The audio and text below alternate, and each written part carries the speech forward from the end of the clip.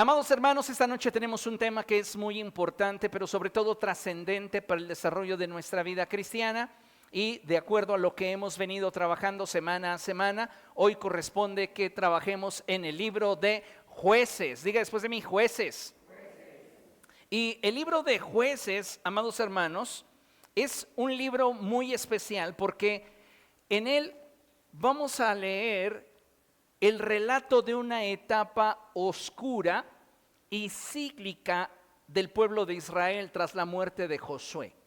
Esto es muy importante que lo tengamos presente, porque en el libro de Jueces vamos a ver vez tras vez cómo la Escritura enfatiza que Israel hizo lo malo a los ojos del Señor.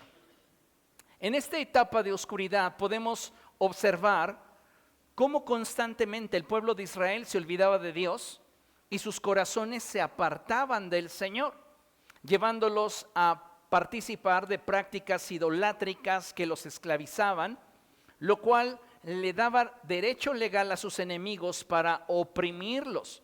¿Recuerdan ustedes que el Señor le había prometido a Josué que nadie le podría hacer frente?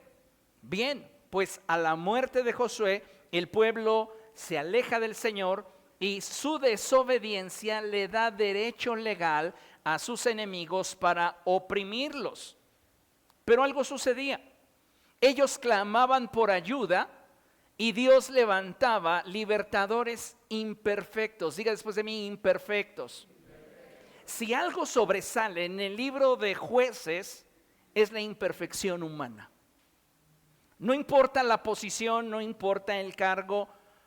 Pareciera de pronto como que Dios nos quisiera librar de la idolatría mostrándonos el lado humano de aquellos que incluso varios de ellos están en la lista de los héroes de la fe. Y esto es muy interesante porque como cristianos tendemos a idealizar a nuestros líderes y pretendemos que ellos cubran nuestras expectativas. Y muchas veces nos sentimos con el derecho de evaluarles y determinar si son las personas idóneas para guiarnos. Muy parecido a la actitud que había en los hijos de Coré. ¿Recuerda usted la rebelión de Coré, Datán y Abiram? Ya la vimos en enseñanzas pasadas. Bien, de la misma manera pareciera que hoy las personas están esperando líderes perfectos. Pero en el libro de Jueces se nos muestra todo lo contrario. Hombres y mujeres imperfectos, colocados en una posición por gracia, por misericordia de Dios. Y de esta manera es como surgen personajes como Débora, una profetisa valiente que junto a Barak derrota a Sísara. Aparece también Gedeón, un hombre temeroso, pero transformado en el líder que conquistaría a Madián con apenas un puñado de hombres. Y más tarde también vemos en este libro a Sansón, un hombre cuyo nacimiento es anunciado por ángeles. Fíjese qué tremendo. ¿Cuál sería el propósito de Dios para Sansón? Que Dios anuncia su nacimiento con anticipación por medio de ángeles. Solo hay 3 hombres en la Escritura de los cuales se relata este suceso: el Señor Jesucristo, Juan el Bautista y Sansón. Si nosotros pudiéramos por nuestro esfuerzo alcanzar la perfección en cuanto a la santidad, amados hermanos, yo le diría a esa persona: ¿y para qué envió el Señor Jesucristo al Espíritu Santo? Si por mis fuerzas y mi capacidad yo puedo vencer sobre la tentación y sobre Satanás, ¿para qué entonces yo necesito del poder del Espíritu Santo? Es importante que entendamos esto, porque aun cuando somos hijos de Dios, no hemos dejado de ser seres humanos. Y mientras que nosotros participemos de esta naturaleza, vamos a continuar arrastrando debilidades, fragilidades, carencias y defectos. Ahora bien, esto no debe de convertirse en una justificación en nuestra vida para no buscar agradar a Dios. Sin embargo, debemos de estar conscientes de que somos seres imperfectos. ¿Por qué menciono esto? Porque cuando perdemos de vista nuestra imperfección personal, comenzamos a juzgar la imperfección de otros. Por eso el Señor Jesucristo dijo acertadamente que muchos de los fariseos y escribas ponían su atención en la paja en el ojo de su hermano, pero no reparaban en la viga que había en el suyo. No pierdas de vista tu fragilidad, no pierdas de vista tus carencias, no pierdas de vista tus errores, tus tropiezos, tus fallas.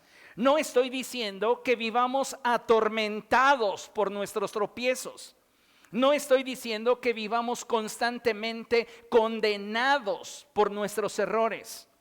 Lo que estoy diciendo es que no le permitamos a nuestra naturaleza considerar que ha alcanzado la perfección solo porque no somos capaces de darnos cuenta de qué manera y en qué forma le estamos fallando nosotros a Dios.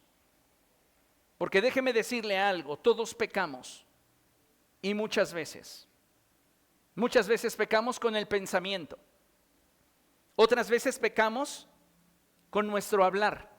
El apóstol Santiago dice, si alguien no peca en lo que dice, esa persona es perfecta. Yo pregunto, ¿quién de ustedes es perfecto? Pecamos con nuestra manera de pensar, pecamos con nuestro hablar, pecamos con nuestras acciones y pecamos también con nuestros actos de omisión. Porque el apóstol Santiago también enseña que aquel que sabe hacer lo bueno y no lo hace, le es pecado. Entonces es importante que a la luz del libro de Jueces, amados hermanos, entendamos que si ocupamos alguna posición dentro del cuerpo de Cristo y si hemos logrado algo en nuestro caminar con el Señor, no es por nuestra fuerza, no es por nuestro poder, es por la misericordia que Dios ha tenido con cada uno de nosotros. Así que no hay posibilidad de vanagloriarnos. No hay lugar para sentir que somos mejores que otros, solo porque pecamos de manera distinta. Lamentablemente, esta es una lección muy dura de entender por los seres humanos. Porque muchos de nosotros, lejos de aceptar nuestras carencias, lejos de reconocer nuestras fallas, nos justificamos en las fallas y en las carencias de los demás. Cuando debemos de reconocer y recordar lo dicho por el apóstol Pablo. Y es que todos y cada uno de nosotros tendremos que comparecer ante el tribunal de Cristo para dar cuentas a Dios de lo que hayamos hecho mientras estábamos en el cuerpo, haya sido bueno o haya sido malo. Dile a la persona que tienes a tu lado, tal vez no sea pronto, tal vez falte mucho, pero un día Dios te va a juzgar por todo lo bueno que has hecho y por todo lo malo también. Pero a Dios damos gracias porque en Cristo tenemos un abogado, tenemos un mediador, tenemos un intercesor y en Él somos libres. Aleluya, dele un aplauso al Señor. Gloria a ti, Señor. El libro de Jueces, amados hermanos, enfatiza el lado humano y frágil de todos nosotros, llevándonos a tener una conciencia más alta sobre la urgente necesidad que tenemos de mantenernos unidos al Señor. No porque seamos perfectos. Hay aún personas hoy día que creen que las únicas personas dignas de entrar a una iglesia son los que están caminando bien con el Señor. Tremenda herejía. Que vengan los enfermos, que vengan los pecadores, que este lugar se llene de gente que tiene necesidad de Dios y cuya necesidad le provoca un hambre de acercarse al Señor. El Señor mismo dijo, yo he venido en búsqueda de pecadores, porque son ellos los que necesitan sanidad. ¿Comprende lo que le estoy diciendo? Entonces, en el libro de Jueces, al ver todos los ejemplos que encontramos en no solamente vemos la fragilidad de la naturaleza del hombre, sino también despierta nuestra conciencia a depender más del Señor. No porque seamos perfectos, sino porque estamos conscientes de nuestra imperfección. Y eso es lo que hace maravillosa la gracia. Yo la sesión pasada hacía una comparativa entre Job y David. Y les decía cómo la escritura en el libro de Job, capítulo 1, Dios describe a Job y cómo Dios está orgulloso de Job y cómo Dios presume a Job. Pero Dios jamás llama a Job un hombre conforme a su corazón. David es un hombre lleno de carencias, un hombre lleno de debilidades, un hombre lleno de defectos, y Dios lo llama un hombre conforme a su corazón. Muchas veces no dejamos de juzgar como hombres. La Escritura dice que los hombres juzgan lo que tienen delante de los ojos, pero el Señor mira el corazón. Y ahí estaba la diferencia. Lo que Dios está resaltando de David es que él es un hombre que reconoce su imperfección y que basado en esas carencias, debilidades, errores y tropiezos, es que él decide cada día buscar más al Señor. No porque haya alcanzado la meta. Pablo mismo dice, ni yo la he alcanzado aún. Pero una cosa hago, olvidando lo que queda atrás, olvidando mis debilidades, olvidando mis tropiezos, olvidando mis fracasos, olvidando las heridas, yo me extiendo hacia adelante. Y es que es impresionante cómo a muchos de nosotros los pecados que cometemos nos detienen con tanta facilidad. Puedo observar a creyentes que no participan de la cena del Señor solo porque se sienten condenados. Y la Escritura nos dice a través del profeta Isaías, vengan y pongamos las cosas en claro. Nos dice a través del apóstol Juan, si confiesan sus pecados, Dios que es fiel y justo se los perdonará y los limpiará de toda maldad. ¿Cuánto tiempo considera usted que tarde en hacer efecto el poder de la sangre de Cristo sobre nuestros pecados? ¿72 horas? ¿3 meses? ¿Como trámite de gobierno 1 año? ¿Por qué entonces vives con penitencias? ¿Por qué no después de haber fallado y tener conciencia de que le has fallado al Señor, te humillas delante de Él, reconoces tu falta, pero no te separas de Él? Esto es lo más importante y esto es lo que Dios de alguna manera exalta en David. No porque David sea un cínico que no valora la misericordia y la gracia de Dios, sino porque es un hombre que ha aprendido a reconocer que lejos de Dios no hay destino para él. ¿Comprende eso? Y todos necesitamos transitar por ese proceso de entendimiento de nuestra fragilidad personal.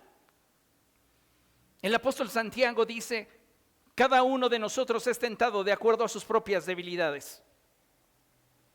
Y cuando describe a Elías, lo describe como un hombre con debilidades semejantes a las nuestras. Elías, ese hombre que hace descender fuego del cielo como si parara un taxi en la avenida. Y Santiago lo describe como un hombre con debilidades, fragilidades como las nuestras. ¿Por qué te sientes tan poca cosa? A veces llegamos a tener conceptos tan antibíblicos que el diablo los utiliza para hacernos tropezar y sentirnos tan alejados de lo que Dios merece. Como si hasta que alcanzásemos la perfección nos pudiéramos acercar a Dios. ¿Para qué vino Cristo? ¿Para qué derramó su sangre? Tú no puedes alcanzar la perfección para entonces decir, me voy a acercar así, ya me veré menos hipócrita. Así como estás, acércate. Porque tu esfuerzo no puede hacer lo que solo su sangre puede hacer, lo que solo la sangre del Hijo de Dios puede hacer. Amén, dele un aplauso al Señor.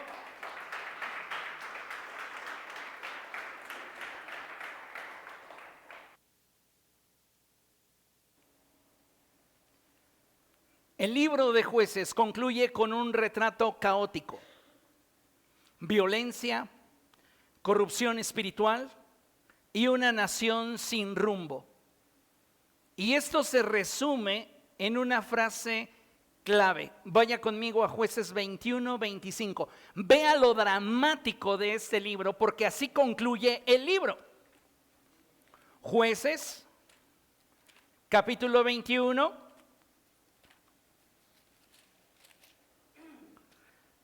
Verso 25.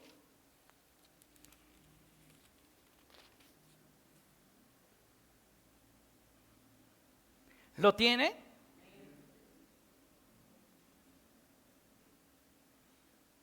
Jueces capítulo 21, verso 25. Y dice la escritura, lo leemos juntos, ¿le parece? 1, 2, 3. En aquella época no había rey en Israel.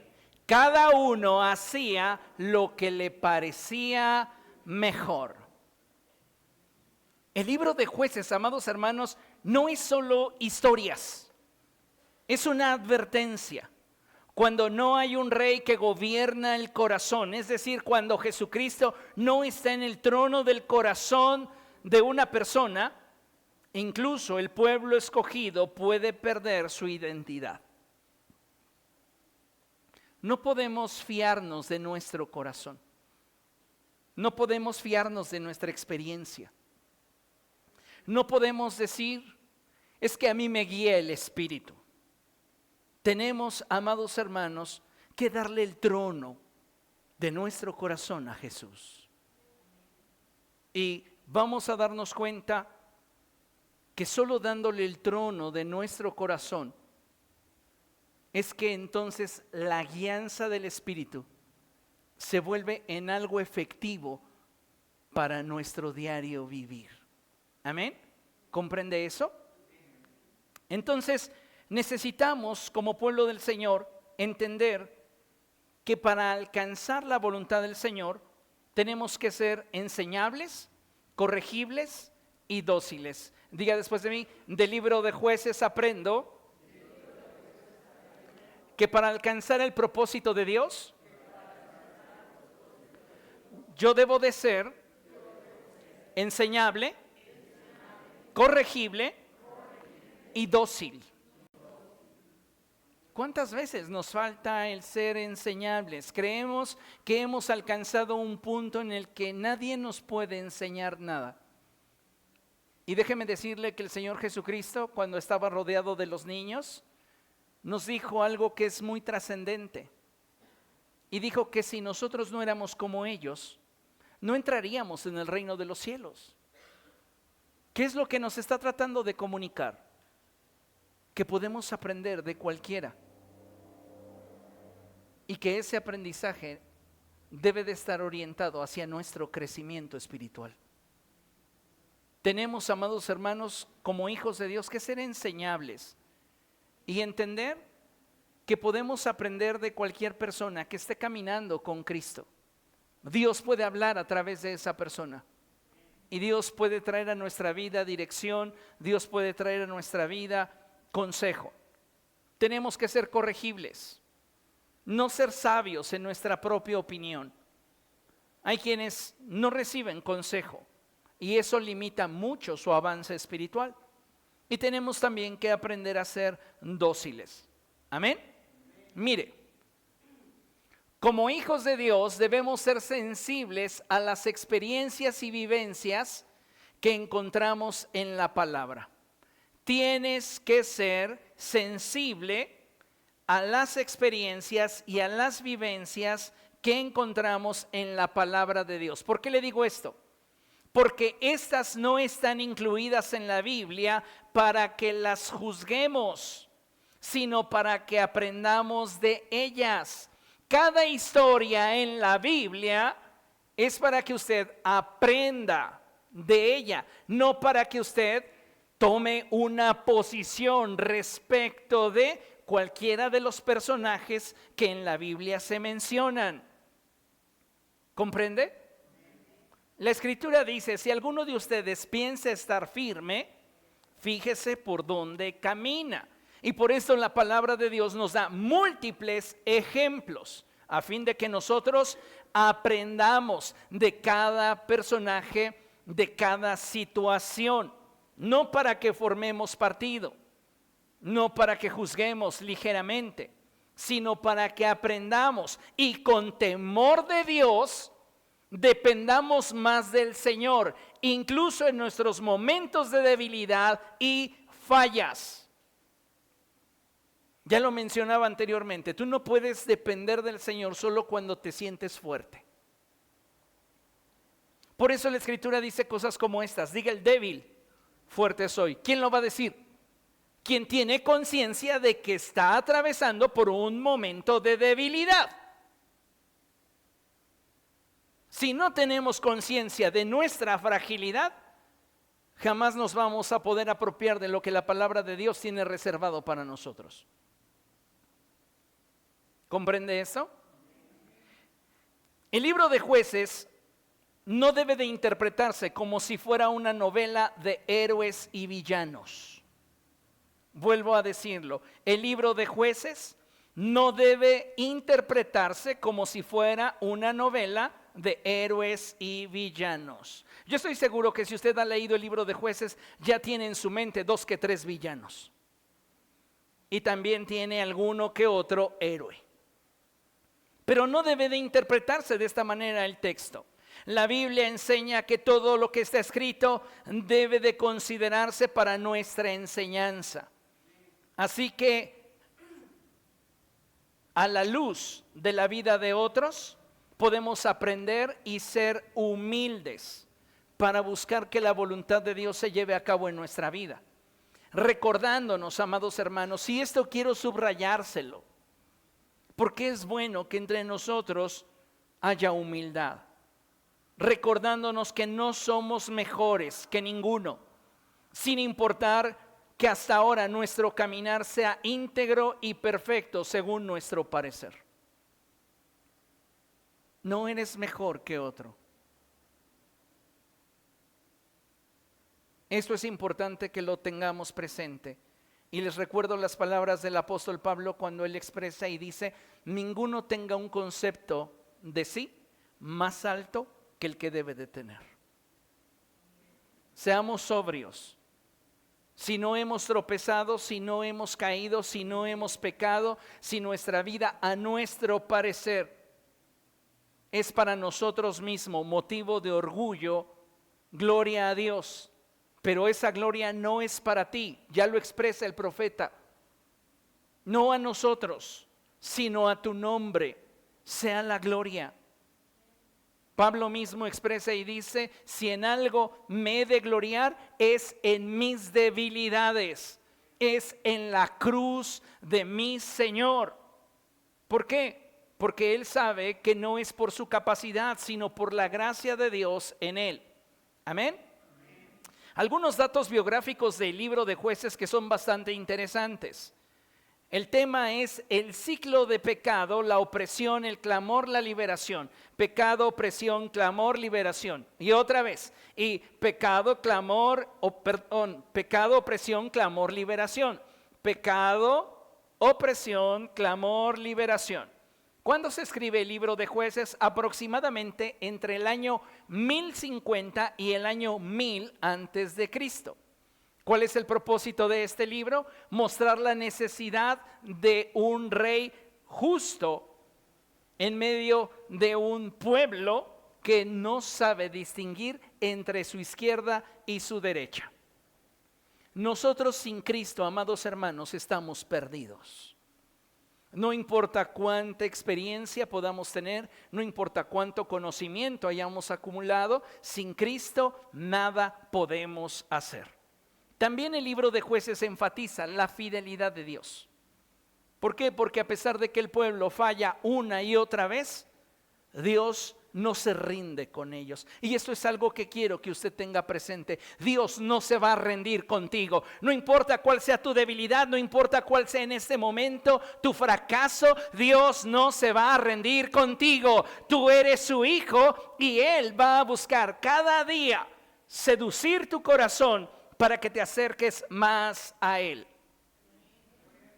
El único que te va a hacer sentir inmerecedor de esa gracia es Satanás. Y Satanás va a venir y te va a tratar de convencer de que tú no mereces la gracia de Dios. Porque tú eres un vil pecador. Porque tú no cambias. Porque cada vez estás más hundido. Porque no cubres los estándares. Escuche, tal vez esto le suene fuerte, pero yo no necesito cubrir el estándar. Porque ya hubo uno que lo cubrió. El apóstol Pablo lo expresa de esta forma: todo aquel que pretenda ser justificado por los méritos de la ley de Moisés ha roto con Cristo. Y esto es muy significativo, porque la ley de Moisés se encarga de ofrecer una justicia a aquellos que por su esfuerzo no quebrantan la ley de Dios. Lamentablemente ninguno de nosotros puede obtener de la ley de Moisés dicha justicia, porque todos la hemos quebrantado. Pero aquel que pretende a través de su esfuerzo presentarse perfecto delante de Dios ha roto con Cristo. ¿Por qué? Porque es absurdo que tú quieras agradar a Dios por un medio natural basado en disciplina, esfuerzo y autoflagelación, cuando tenemos de parte de Dios el único camino a Dios, Cristo. Amén. Entonces es hermoso el libro de Jueces cuando tú lo ves desde este contexto. ¿Quién escribe el libro de Jueces? Tradicionalmente se le atribuye la escritura de este libro al profeta Samuel, aunque en realidad pues es anónimo su autor. Este libro está escrito de forma retrospectiva, es decir, se escribe hasta que ya hay una monarquía gobernando al pueblo de Israel. Recuerde que el primer rey es Saúl. Posiblemente en el periodo en el que gobierna Saúl, en ese periodo Samuel se encarga de escribir el libro de los Jueces, pero no hay una certeza en cuanto a la autoría del libro. Algunos datos arqueológicos que resultan interesantes: bueno, hallazgos filisteos como en Asdod y Gat concuerdan con las tensiones descritas. Arqueológicamente hay hallazgos que apuntan a las situaciones descritas en el libro. También inscripciones en Siria mencionan a gobernantes tribales semejantes a los jueces. Amén. Ahora, ¿qué enseñanzas son sobresalientes? Y esto es bien interesante y bien hermoso. Vamos a analizar algunas enseñanzas que vamos a extraer del libro de Jueces y que nos van a permitir comprender mejor el contenido del libro, y que sentí en mi corazón compartir con ustedes para que juntos nos enriquezcamos en el análisis de este libro. Lo primero que quiero mencionar es que la tradición religiosa carece de valor si no nos atrevemos a formar discípulos. Podemos estar involucrados en una actividad cotidiana, pero si no hay una relación que verdaderamente nos conecte al Hijo de Dios, dicha actividad cotidiana, que a la postre se convertirá en rutinaria, será infructífera. Dicho de otras palabras, tú puedes saber cuándo decir aleluya, cuándo decir gloria a Dios, tú puedes saber cuándo doblar tus rodillas o cuándo levantar tus manos, pero si tú no eres capaz de buscar poner en práctica lo que la palabra de Dios enseña, tu levantar manos, tu doblar rodillas, tu derramar lágrimas es infructuoso. No estoy diciendo que no sirva. Estoy diciendo que no va a tener la trascendencia que podría tener si nosotros nos esforzáramos por ser verdaderos discípulos del Señor. Mire, vaya conmigo a Jueces capítulo 2, versos del 8 al 11. Este para mí es uno de los pasajes más tristes de toda la Escritura.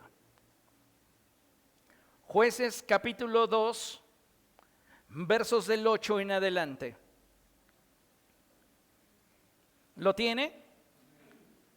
Dice la palabra del Señor: Josué, hijo de Nun, siervo del Señor, murió a la edad de 110 años y lo sepultaron en Timnat Jerez, tierra de su heredad, en la región montañosa de Efraín, al norte del monte de Gaz. También murió toda aquella generación, y surgió otra que no conocía al Señor, ni sabía lo que Él había hecho por Israel. Qué triste. Dios le había dicho al pueblo de Israel que si algo debía de ocuparle, era enseñarle a sus hijos la palabra de Dios. Era formar discípulos de aquellos que Dios había puesto bajo su autoridad. Y por eso Moisés les decía de parte de Dios: y estas palabras les enseñarás a tus hijos durante el día y durante la noche, en tu casa y fuera de ella, donde quiera que estén, tienes que enseñarles la palabra. Y los hijos debían de hacer lo mismo con sus hijos. Pablo escribe y él dice: esto encarga, refiriéndose a Timoteo, a hombres fieles que a su vez sean capaces de enseñarles a otros. Pablo está teniendo bien claro que el modelo del discipulado es el único modelo de permanencia y trascendencia en el reino de los cielos. No hay otro. Si no formamos discípulos al interior de la iglesia, vamos a tener un grupo de fans, pero no tendremos la capacidad de trascender en el tiempo. Por esta razón es que a Jesús no le movían los 5,000 hombres al repartirles de comer. Eso no le impresionaba. De hecho, él les decía: ustedes están a mi lado porque les doy de comer, no por las señales que han visto. No me mueve el que la mayoría de mis fans de tiempo en tiempo se ofendan y se aparten de mí. Y a los discípulos esto les impactó. Señor, los fans se están yendo. Y Jesús voltea y les dice: ¿se quieren ir también ustedes? Cuando un líder sabe lo que tiene, no teme empezar de cero. Y eso es algo que debe de librarte del temor. Tú debes de saber qué es lo que ofreces. Cuando tú estás seguro de qué es lo que estás ofreciendo, dejas de conformarte con migajas. Y entonces puedes verdaderamente trascender en la meta que estás estableciendo delante de ti. El pueblo de Israel perdió esto de vista. Se olvidaron de los dichos de Moisés. Apenas hacía 2 generaciones que Moisés les había estado diciendo: no dejen de instruirlos, no dejen de llamarles la atención, no dejen de corregirles. Josué y todos los ancianos que con él estaban y que sucedieron a Moisés, lo hicieron mientras que Moisés vivía. Cuando Moisés muere, pareciera de pronto que la visión de Josué y la visión de los ancianos se centra en conquistar. Cuidado, líder, en qué estás poniendo tu mirada. Hay iglesias que invierten muchos de sus recursos en el evangelismo, y eso es muy bueno. Pero evangelizar por evangelizar no nos da la solidez y la fuerza que Dios desea para que la iglesia trascienda. El evangelismo debe de complementarse con discipulado. Y solo de esa manera vamos a forjar creyentes que en la siguiente generación conozcan al Señor y sepan lo que el Señor ha hecho por ellos. En este periodo de la historia, su enfoque era conquistar y se olvidaron de la siguiente generación.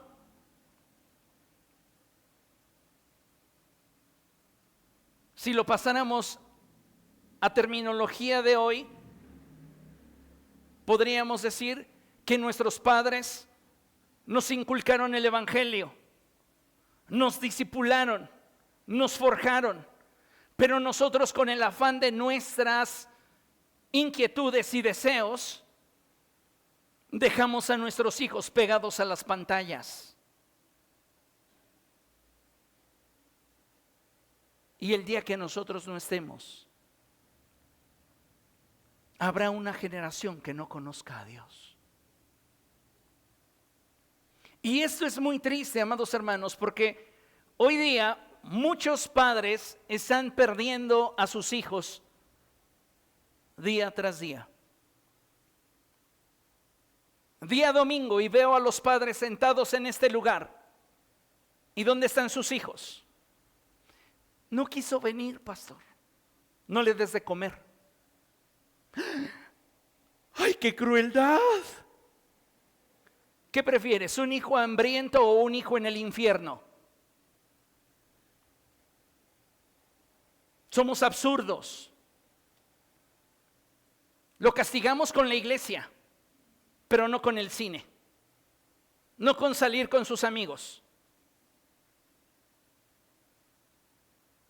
Muchos padres en la actualidad están tratando de contrarrestar la ola de influencia del mundo sobre la vida de sus hijos, haciendo oraciones, permítame la expresión, mediocres.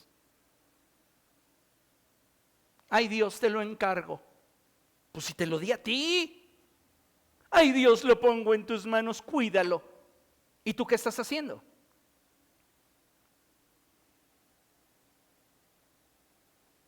Muchos de nosotros, amados hermanos, estamos permitiendo que nuestros hijos, mayormente en la edad formativa, de los 13 hasta los 20 años, si usted quiere, hagan lo que quieran.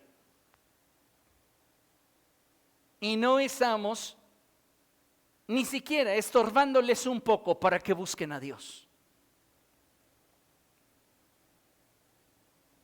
Hoy muchos de nuestros hijos se sienten con la capacidad de exigirnos lujos.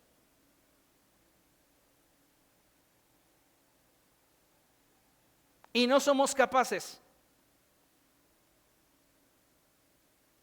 de alguna manera exigirles algo para poderles dar aquello que desean. Quiero que me des para este viaje que es de la escuela. Tú sabes que se van a ir a divertir. Bien, quiero que me digas de memoria todos los libros, desde Génesis hasta Apocalipsis. ¡Ay, no! Bueno, está bien, vete de viaje, no te enojes. Oiga, no somos capaces de traerlos a la iglesia, pero sí les facilitamos todo lo que ellos quieren. Usted está haciendo un tropiezo para la salvación de su hijo. Porque tal como usted dijera, la importancia que le da al congregarse o al buscar a Dios es la manera en la cual su hijo lo va a ver en el futuro.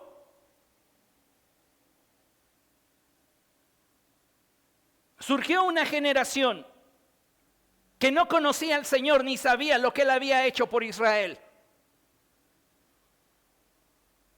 Usted operando en los dones espirituales y sus hijos. Me he esforzado como pastor para brindarles a todos ustedes los elementos y recursos para que sus hijos sean alimentados y sean forjados en el camino del Señor. Y lo mínimo que espero es que usted los traiga. Y no lo hace. Nuestros adolescentes teniendo un salón, teniendo instalaciones, teniendo todo. Me he enterado de ocasiones donde el profesor tiene que darle clase a 1 o 2 adolescentes. ¿Dónde estás, padre?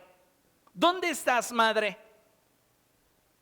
¿No te interesa la eternidad de tu hijo? Parece que no. Ay, es que yo se lo encargo al Señor. Él te lo dio a ti. El discipulado es la única manera en la cual la vida de una persona puede ir de la inmadurez a la madurez. Anótelo. El discipulado es el único camino a través del cual un creyente inmaduro puede convertirse en un hombre de fe maduro.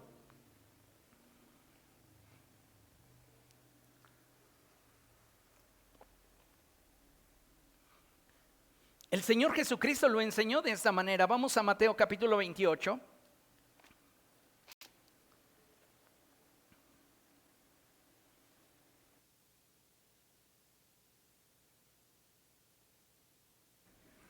Mateo capítulo 28, verso 19.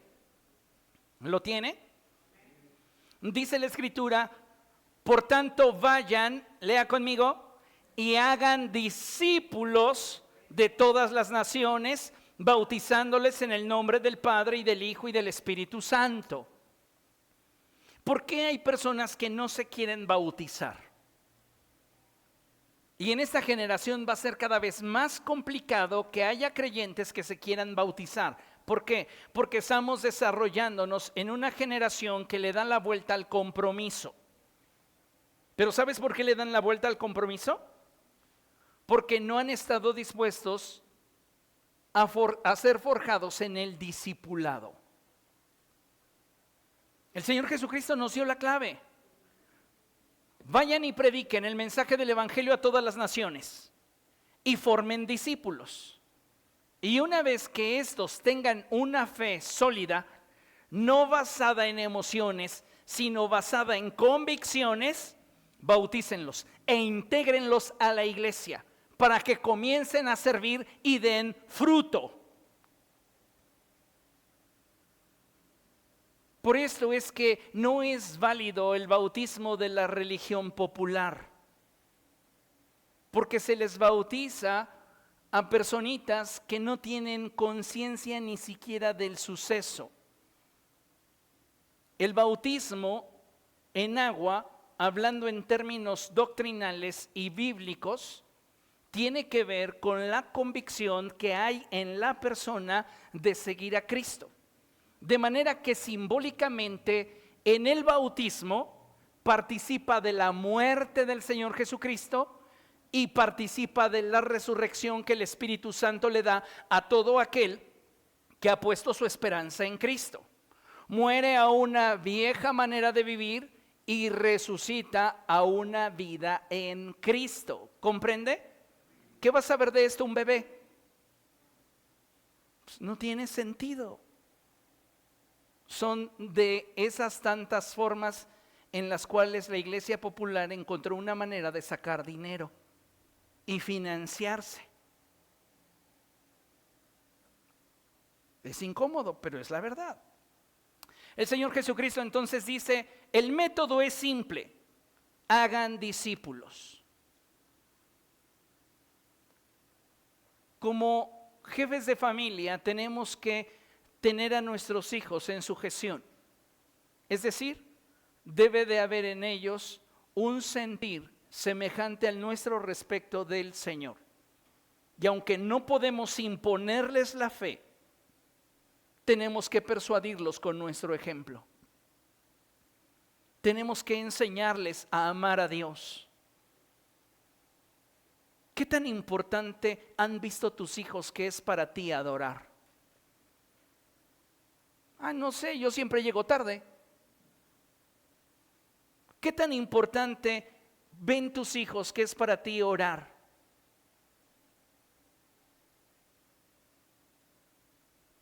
¿Qué tan importante consideras que ven en ti el leer la Escritura o el atender, el congregarte? Ya no vayamos tan lejos. Porque ellos no van a hacer lo que nos escuchen a nosotros decir. Ellos terminarán haciendo lo que nos ven a nosotros hacer. ¿Comprende? Punto número 2. Lo que hace la diferencia entre nosotros y los que se nos oponen es la presencia de Dios. Diga después de mí: lo que enriquece mi vida, lo que me hace más grande, no es mi fuerza, no es mi capacidad, no son mis recursos, no es mi inteligencia, es la presencia de Dios. Una vez más, es la presencia de Dios. Mire, vaya conmigo a Jueces capítulo 6. Jueces capítulo 6, a partir del verso 11. Cuando lo tenga, diga gloria a Dios.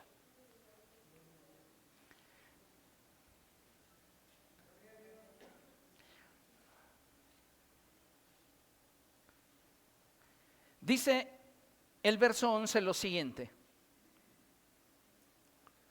el ángel del Señor vino y se sentó bajo la encina que estaba en Ofra, la cual pertenecía a Joás del clan de Abiezer. Su hijo Gedeón estaba limpiando trigo en un lagar. Su hijo Gedeón estaba limpiando trigo en un lagar. Gedeón está escondido porque tiene miedo. ¿De quién? De los madianitas. Dice la escritura que él estaba allí, escondido, protegiendo su trigo de los madianitas. Verso 12: cuando el ángel del Señor apareció ante Gedeón, dijo: el Señor está contigo, valiente guerrero. Fíjese qué interesante, y voy a mostrarle un paralelismo. Mientras que el diablo busca tu destrucción, Dios siempre va a buscar tu edificación. ¿Se acuerdan que les he dicho que aunque Satanás es padre de mentira, él habrá una ocasión en la cual te hable con la verdad? ¿Sabes cuándo Satanás te habla con la verdad? Cuando te describe tu realidad. No necesita exagerarla, basta con que te diga la verdad. Sin embargo, Dios no te habla tu realidad. Él llama las cosas que no son como si fuesen. Él es el único que lo puede hacer, porque Él es el único capaz de crear destino donde no lo hay. Ese es el poder de la palabra profética. La palabra profética crea destino donde no lo hay. Y es precisamente lo que el ángel está haciendo. El ángel sabe que Gedeón está escondido, lleno de temor, limpiando su trigo en un lagar. ¿Quién lo va a ir a buscar a un lagar? Él allí se siente seguro, y tal vez tú te has escondido en lugares donde consideras donde no puedes brillar o donde no quieres brillar, pero de ahí Dios te va a sacar si Él tiene un propósito para tu vida. Dice la palabra del Señor que aún sabiendo el ángel que Gedeón tenía temor en su corazón, expresó: el Señor está contigo, valiente guerrero. Y entonces Gedeón, consciente de su realidad, le dice: pero Señor, si el Señor está con nosotros, ¿cómo es que nos sucede todo esto? Algunos de nosotros nos parecemos mucho a Gedeón. ¿Dónde están todas las maravillas que nos contaban nuestros antepasados cuando decían: el Señor nos sacó de Egipto? Y vea cómo piensa Gedeón. La verdad es que el Señor nos ha desamparado y nos ha entregado en manos de Madián. El Señor lo encaró y le dijo: ve con la fuerza que tienes y salvarás a Israel del poder de Madián. Yo soy quien te envía.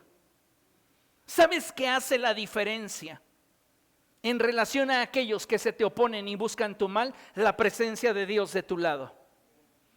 No es tanto lo que tienes, es con quién vas. Porque la realidad, amados hermanos, es que Gedeón estaba lleno de temor, estaba todo acomplejado. Era un hombre que psicológicamente estaba fracturado, era un hombre que emocionalmente estaba cautivo. Y sin embargo, una palabra del Señor tuvo poder para comenzar a transformar su presente en la realidad que Dios quería para él. Tenemos que exponernos a la palabra de Dios y decirle al Señor, háblame, háblame, háblame. Y el Espíritu Santo va a comenzar a hablar a tu vida. Y esto es maravilloso porque hay diálogos que solo tu espíritu va a entender y Él va a comenzar a obrar en tu corazón y a transformar tu visión. Dice la palabra del Señor que entonces Gedeón objetó, pero Señor, ¿cómo va a salvar a Israel? Mi clan es el más débil de la tribu de Manasés y yo soy el más insignificante de mi familia. ¿Se acuerdan ustedes que el Señor de lo vil y lo menospreciado escogió para avergonzar a lo que es? Parece ser que a Dios le encanta elegir personas rotas. Gente que ha sido menospreciada. Gente que ha sido tenida en poco. Y Dios elige a Gedeón y Gedeón le da argumentos a Dios del por qué él no es el hombre ideal. Le aseguro que en este momento de la historia, Gedeón habría dado todo por ver que Dios levantase un Moisés junto a él. Oh, Moisés, ¿se acuerda de Moisés cuando estaba frente a la zarza? Dios le dice, ve y libera a mi pueblo. Y él comienza a decir, pero soy tartamudo, no sé hablar. Y comienza a darle un montón de pretextos al Señor hasta que el Señor ya se cansa de Moisés y le dice, ¡basta! Ya deja de hablar. Ya cállate, me aturdes. Y Dios le da muestras de su poder y le dice a Moisés, ve. Y en el futuro ahora tenemos a Gedeón diciendo, es que si yo fuera como Moisés no tendría temor. Moisés estaba igual que tú. ¿Qué es lo que hizo la diferencia? La presencia de Dios. ¿Qué es lo que va a hacer la diferencia en tu llamado? La presencia de Dios. ¿Qué es lo que va a hacer la diferencia en tu destino? La presencia de Dios. Conozco muchos ministerios que basan su crecimiento en relaciones. Y se vinculan a gente que tiene la posibilidad de llevarlos más alto por el interés de estar en un punto más alto. Cuando déjame recordarte que de acuerdo a la historia de José, tú puedes estar en prisión y de allí, si es la voluntad de Dios, Dios te va a sacar para colocarte junto al rey. No deberíamos de ocuparnos de los contactos ni de las conexiones, tanto como de ser conocidos por Él. Cuando el Señor envía a los 72 a sanar enfermos y expulsar demonios, estos llegan bien contentos diciendo, Señor, aún los demonios se nos sujetan en tu nombre. Y el Señor les dice, cálmense, no se alegren porque eso acontece, les dije que pasaría. Alégrense de que sus nombres están escritos en el libro de la vida. Digan después de mí, mi nombre está escrito en el libro de la vida. Ahora, como verdaderamente lo creyera, mi nombre está escrito en el libro de la vida. ¿Verdaderamente lo crees? Pero si no eres tan bueno. Ya está otra vez como Gedeón. No es lo que tú puedas hacer, es lo que Jesús hizo por ti.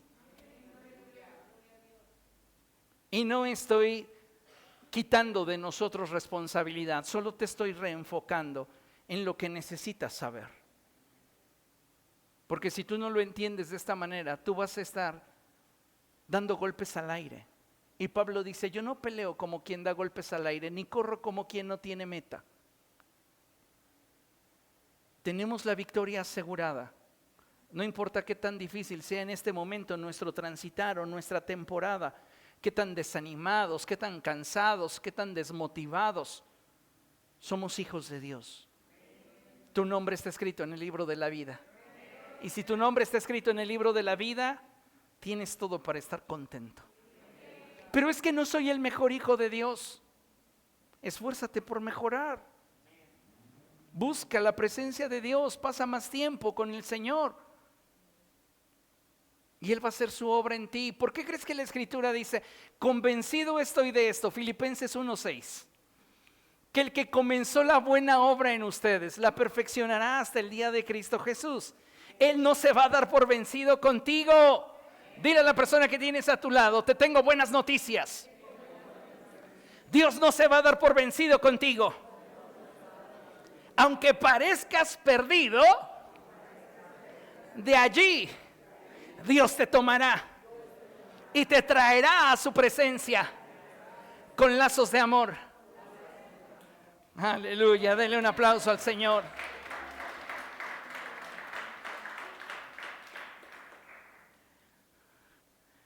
Dice la Escritura que después de que él argumenta: mi clan es el más débil de la tribu de Manasés y yo soy el más insignificante de mi familia, el Señor le responde: tú derrotarás a los madianitas como si fueran un solo hombre, porque yo estaré contigo.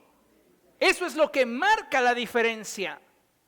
Por eso, más allá que pensar en cantidad, debemos de buscar calidad, calidad de intimidad con el Señor. Amén. Y no te aflijas si no has llegado al punto que desearías, porque es importante que tengamos presente que la senda del justo es como la luz de la aurora, que experimenta un proceso de crecimiento constante hasta que un día muere y alcanza la perfección. No vas a ser perfecto antes de morir. No vas a ser perfecto antes de morir, porque escrito está que hasta que lo corruptible se vista de incorruptibilidad, entonces podremos decir: ¿dónde está, oh muerte, tu aguijón? ¿Dónde, oh sepulcro, tu victoria? Porque sorbida es la muerte en victoria. Aleluya, solamente en Jesús tendremos la victoria. Amén.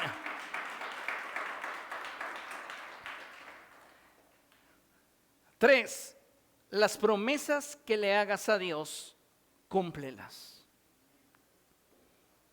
Si haces un pacto con Dios, cúmplelo. Jueces capítulo 11. Y este sin duda es una de las historias más fuertes en la Escritura. Y hablamos de uno de los jueces de nombre Jefté. Jueces capítulo 11 versos 1 y 2. Dice la Escritura así: Jefté el galadita era un guerrero valiente, hijo de Galad y de una prostituta. Jefté era un guerrero valiente, hijo de Galad y de una prostituta. Galad también tuvo hijos con su esposa, quienes cuando crecieron echaron a Jefté: no tendrás parte en la herencia de nuestra familia, dijeron, porque eres hijo de otra mujer. Ellos rechazaron a Jefté y dice la Escritura en el verso 3 que Jefté huyó de sus hermanos y se fue a vivir en la región de Tob, donde se le juntaron unos hombres sin escrúpulos que salían con él a cometer fechorías. Pasado el tiempo, la palabra del Señor nos enseña lo siguiente. Vaya al verso 29.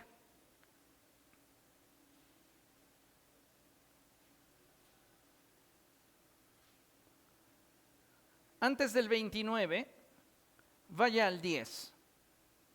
Verso 10.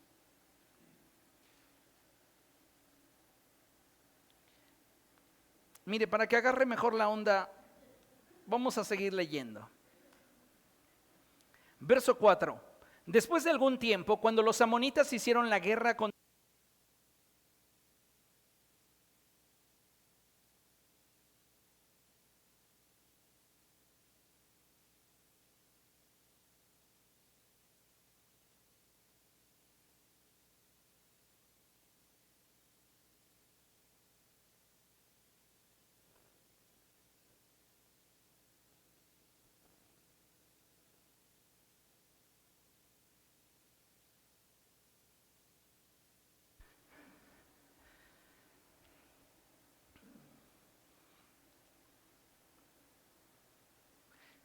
Verso 4. Después de algún tiempo, cuando los amonitas hicieron la guerra contra Israel, los jefes de Galaad fueron a traer a Jefté de la tierra de Tob. Ven, le dijeron, sé nuestro comandante para que podamos luchar contra los amonitas. Jefté les contestó, ¿no eran ustedes los que me odiaban y me echaron de la casa de mi padre? ¿Por qué vienen a verme ahora cuando están en apuros? Los jefes de Galaad dijeron, por eso ahora venimos a verte, ven con nosotros a luchar contra los amonitas y serás el líder de todos los que vivimos en Galaad. Jefté respondió, si me llevan con ustedes para luchar contra los amonitas y el Señor me los entrega, entonces de veras seré el líder de ustedes. Y los jefes de Galaad le aseguraron, el Señor es nuestro testigo, haremos lo que tú digas. Ahora sí, vamos al verso 29. Entonces Jefté, tomado por el Espíritu del Señor, recorrió Galaad y Manasés, pasó por Mizpa de Galaad y desde allí avanzó contra los amonitas. Y Jefté hizo una promesa solemne al Señor. Si verdaderamente entregas a los amonitas en mis manos, quien salga primero de la puerta de mi casa a recibirme cuando yo vuelva de haber vencido a los amonitas, será del Señor y lo ofreceré en holocausto. Vean nada más el nivel de promesa que Jefté pone delante del Señor.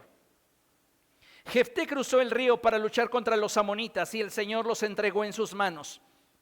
Derrotó 20 ciudades, desde Aroer hasta las inmediaciones de Minit, hasta Abel Keramín. La derrota fue muy grande. Así los amonitas quedaron sometidos a los israelitas. Hasta ahí todo muy bien. Cuando Jefté volvió a su hogar en Mizpa, salió a recibirlo su hija, bailando al son de los panderos. Ella era hija única, pues Jefté no tenía otros hijos. Cuando Jefté la vio, se rasgó las vestiduras y exclamó, ¡ay, hija mía! Me has destrozado por completo. Eres la causa de mi desgracia. Juré algo al Señor y no puedo retractarme.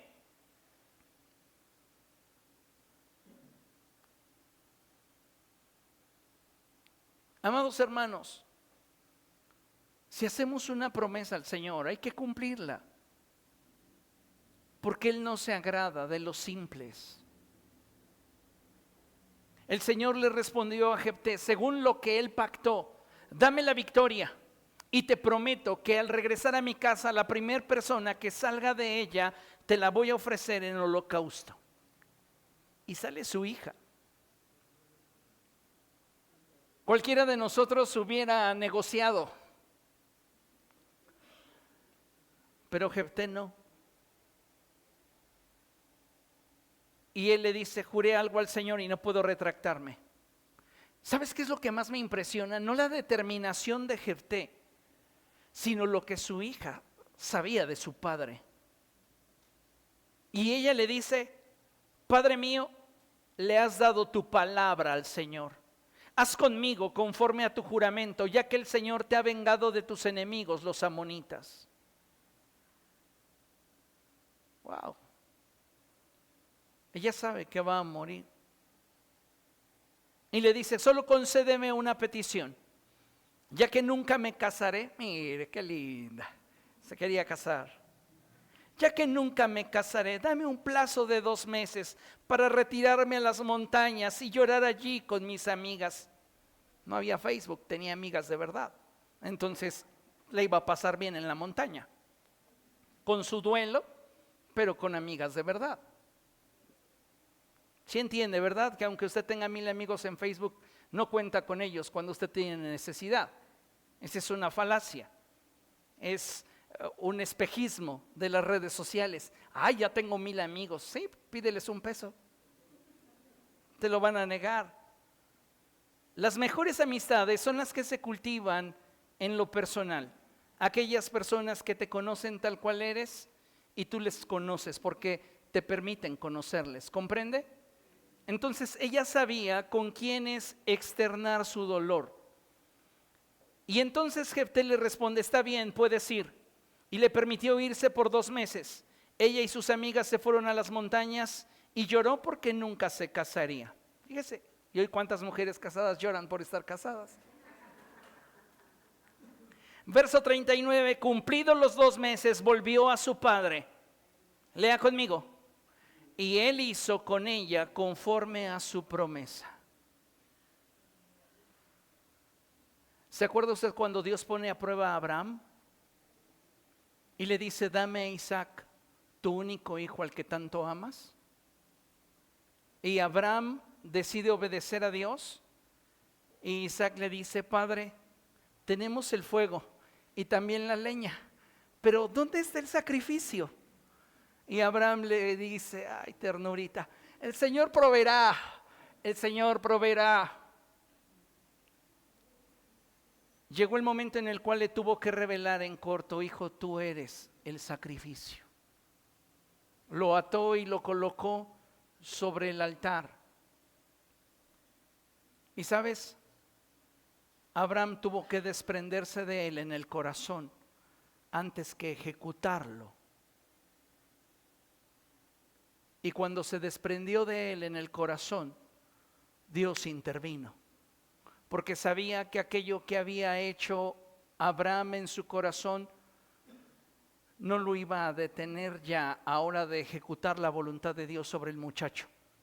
El autor a los Hebreos nos abre una cortina trayéndonos revelación de que Abraham tenía la certeza de que Dios podía levantar al muchacho de entre los muertos. Esa era su confianza de Abraham. Dios dijo que en él me daría descendencia. Y si él ahora me dice que lo debo de matar, él sigue teniendo el control. Y cuando él extiende su mano para matar al muchacho, un ángel del cielo se aparece y le dice, Abraham, no extiendas tu mano contra el muchacho, porque el Señor ya probó tu corazón y sabe que le temes. Pero en el caso de Jefté, Dios no interviene. Va a haber ocasiones, amados hermanos, en las cuales Dios nos conceda la victoria que a nuestro parecer nos beneficia, y habrá ocasiones en las cuales nos conceda una victoria que a nuestro parecer es pérdida. Por eso el corazón debe de estar alineado al propósito de Dios, porque de no hacerlo puede comenzar a surgir en nuestro corazón rebeldía y concluir en rebelión. La raíz de toda rebelión es la rebeldía que solapamos en el corazón. ¿Ok? ¿Qué tenía que hacer Jefté con su hija? ¿Qué hizo? Recuerde que versos atrás dice, lo ofreceré en holocausto. ¿Qué implicaba esto? Si nos vamos a la ley de Moisés, lo que él tenía que hacer era degollar a su hija y ponerla sobre el altar y quemarla completamente delante de Dios.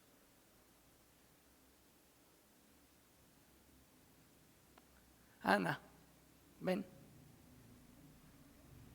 tú eres mi hija, ¿no?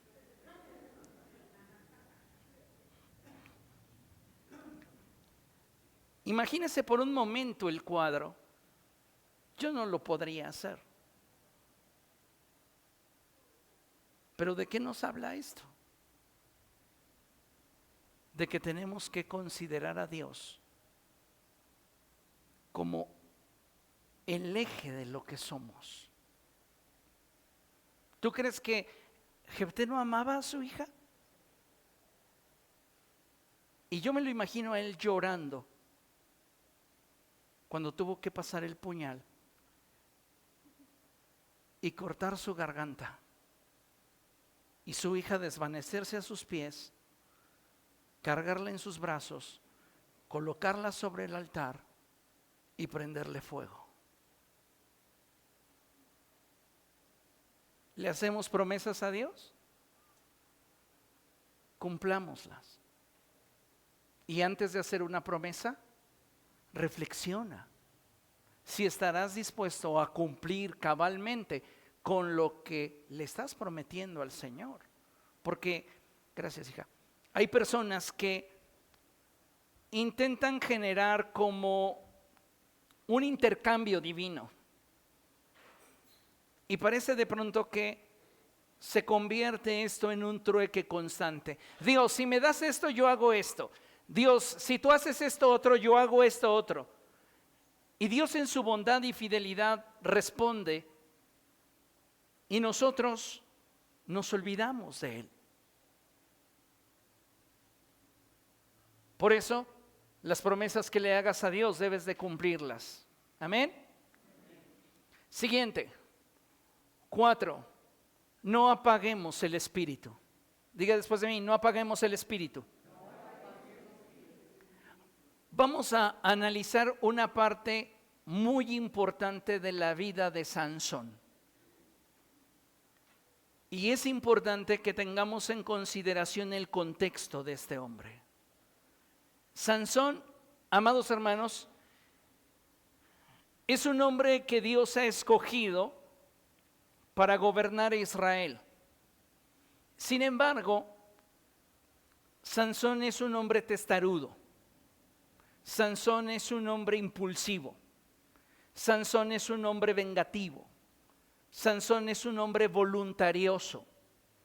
Sansón es un hombre al que la única opinión que le interesa es la de él mismo. Y podríamos mencionar un montón de cosas que sucedieron en la vida de Sansón. Y podríamos narrarlo como una telenovela donde hay una villana, que ya sé cuál es para usted la villana, y quién es el héroe sufriente. Pero no es del todo así. En esta historia de Sansón hay un suceso que es el que considero más importante de analizar de toda la vida de Sansón, por las implicaciones que tiene para nosotros. Vaya conmigo a Jueces capítulo 16. Y esto es muy importante que lo entendamos. Amén. Jueces capítulo 16, verso 20. Cuando lo tenga puede decir gloria a Dios. Jueces capítulo 16, verso 20. Luego Dalila gritó: Sansón, Sansón, los filisteos se lanzan sobre de ti. Si usted recuerda el contexto, durante algún tiempo Dalila estuvo buscando descubrir el secreto de la fuerza de Sansón, porque ella tenía entre manos venderlo a los enemigos de Sansón. Sansón se enamoró de ella, pero no era correspondido. Dalila no amaba a Sansón.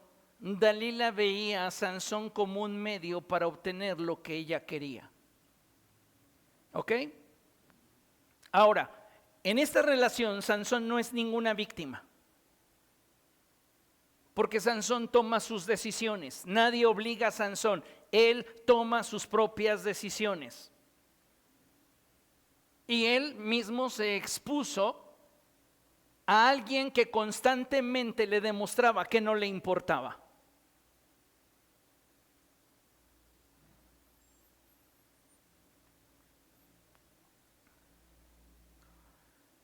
Entonces, dice la Escritura que llegado un momento lo convenció y él le dijo que desde su nacimiento era un nazareo, es decir, una figura de consagración, y que jamás había pasado navaja sobre su cabeza, y que allí estaba el secreto de su fuerza. ¿Qué hizo Dalila? Lo durmió en sus piernas, le andaba haciendo piojito y él se quedó dormido. Y después mandó llamar a alguien para que le cortaran las trenzas de su cabeza. Y dice la Escritura, verso 19, después de hacerlo dormir sobre sus rodillas, ella llamó a un hombre para que le cortara las 7 trenzas de su cabello. Así comenzó a dominarlo y su fuerza lo abandonó. Luego ella gritó: Sansón, los filisteos se lanzan sobre ti. Sansón despertó de su sueño y pensó: me escaparé como las otras veces y me los quitaré de encima. Lea conmigo. Pero no sabía que el Señor lo había abandonado. ¿Por qué el Espíritu Santo abandonó a Sansón? Hoy hay creyentes que piensan que el Espíritu Santo se va a apartar de ti porque no cubre sus expectativas, porque no tienes la solvencia espiritual o moral que ellos consideran que deberías de tener. Aquí hay algo muy interesante y quiero responder de frente a la pregunta: ¿por qué el Espíritu Santo abandonó a Sansón? Y esto puede aplicarse a mí que vivo en la gracia. Vayamos por partes. El Espíritu Santo en el Antiguo Testamento no había sido dado. Diga después de mí, dado. Es decir, que el Espíritu Santo venía de forma intermitente sobre aquellos que Dios determinaba venir y sobre los cuales Dios quería manifestarse para un propósito en particular. El medio a través del cual Sansón se relacionaba con Dios era la ley de Moisés. Era un medio imperfecto. Por esta razón es que el Espíritu Santo no había sido dado. ¿Ok? Es hasta que el Señor Jesucristo viene y da su vida por nosotros en la cruz del Calvario que entonces se establece que a los que le recibieron y a los que creen en su nombre se les da la potestad o el derecho de ser llamados hijos de Dios. Ahora, cuando tú aceptas a Cristo en tu corazón, la palabra de Dios dice que nosotros venimos a ser templo del Espíritu Santo. El Espíritu Santo viene a morar en nosotros. Y escrito está: por la fe en Jesucristo, Dios habita en nuestros corazones a través del Espíritu Santo. Ahora, hay un aspecto muy interesante que debemos de contrastar con Sansón. Y es que tú y yo hemos sido sellados porque hemos sido comprados con la sangre de Jesús. Tú no puedes ser rechazado por Dios por causa de que hayas pecado, por causa de que hayas tropezado, por causa de que no seas perfecto. Porque eres hijo y tienes derecho legal sobre aquello que Cristo compró para nosotros en la cruz del Calvario, para empezar el perdón de nuestros pecados. Esto no nos da derecho para vivir de una manera frívola y superficial, pero sí nos da esperanza si llegamos nosotros a fallar. Es importante que lo tengas presente porque muchas veces el diablo te va a buscar atormentar utilizando a personas que carecen de un entendimiento profundo de las Escrituras para decirte que por tus fallas Dios está borrando tu libro, tu nombre del libro de la vida. Y no es así. Yo no imagino a Dios escribiendo tu nombre con letras de oro y después pedir: Gabriel, pásame el borrador, ya se portó demasiado mal, lo voy a borrar.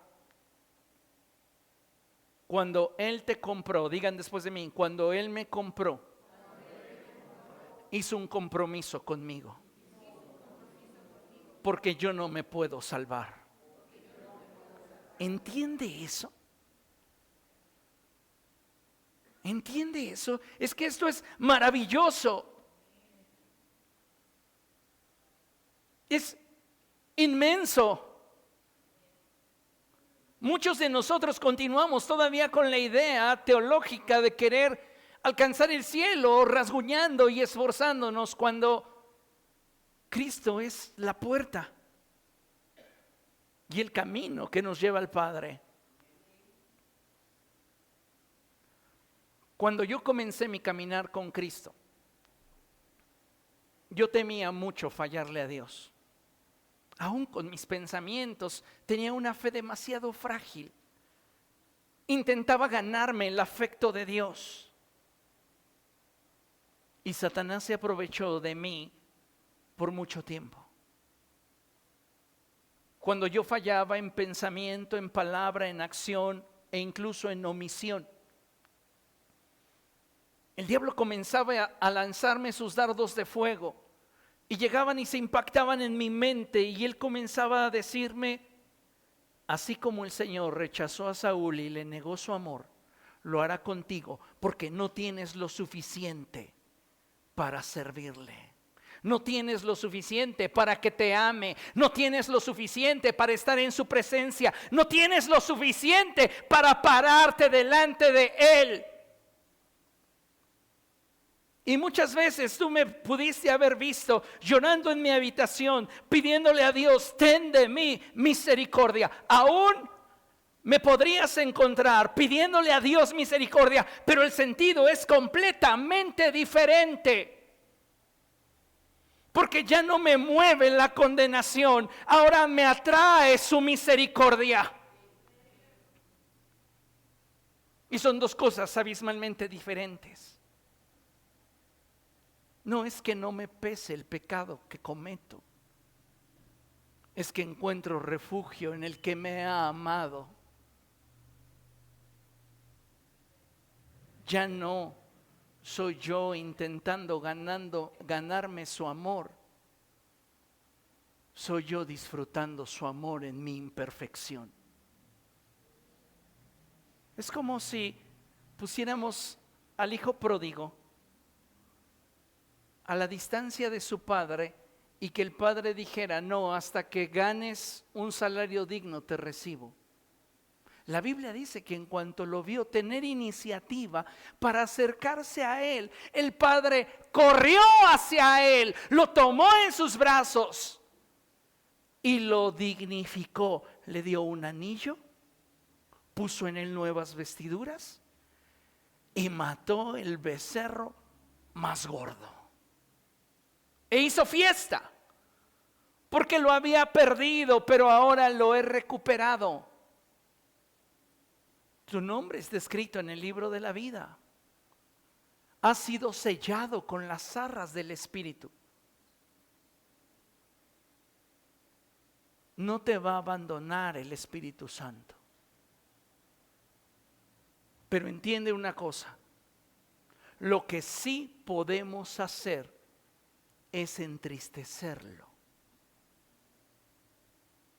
Es como cuando tú ves todo el potencial en una persona, encima de eso dispones tus recursos para impulsarle y al final decides, no, es que me da miedo. No lo decepcionas,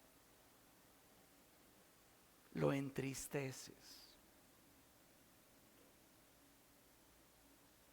¿Y qué tenemos que hacer? Acercarnos a Él. Acercarnos a Dios. ¿Entiende esto?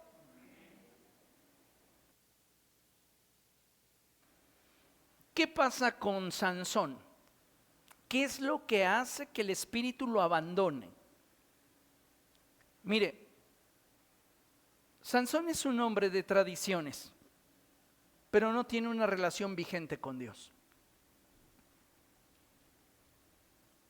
Incluso cuando va a nacer, su padre, Manoa, le pide al ángel que los instruya sobre cómo deben de educar al niño. Y el ángel lo hace, les dice. Los padres se involucran, pero llegado el momento, si usted lee la historia de Sansón, Sansón les dice, no se metan en mi vida. Déjenme hacer lo que a mí se me pegue la gana. Y él era un hombre con carisma, pero falto de carácter. Entonces, razones por las cuales el Espíritu Santo lo abandona. 1, el pacto a través del cual él se relaciona con Dios. 2, el Espíritu no había sido dado, de manera que no, podríamos decir que no ha hecho propiedad suya a Sansón, y Sansón no puede hacer propiedad suya al Espíritu de Dios. ¿Qué más? Sansón es un hombre muy inconsciente de sus acciones. Dios no puede hacer todo lo que desea llevar a cabo en nosotros mientras que nosotros no reparemos en lo que hemos fallado o en lo que nos falta. Esto es importantísimo. Sansón pecaba y no le interesaba reconciliarse con Dios. Él decía a lo que sigue y vamos a disfrutar. A él no le interesaba, no tenía conciencia de reconciliarse con Dios. ¿Cuál es la diferencia con David?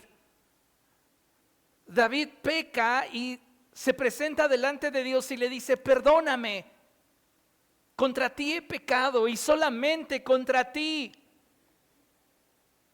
¿Se da cuenta de la diferencia? Sansón es un hombre carente de humildad, soberbio e independiente de Dios. Entonces, cuando la Escritura nos dice que incluso él pensó y dijo: me escaparé como las otras veces, para Sansón eso era un juego.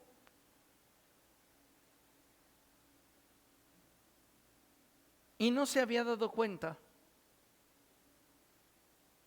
que el Espíritu Santo ya no estaba con él.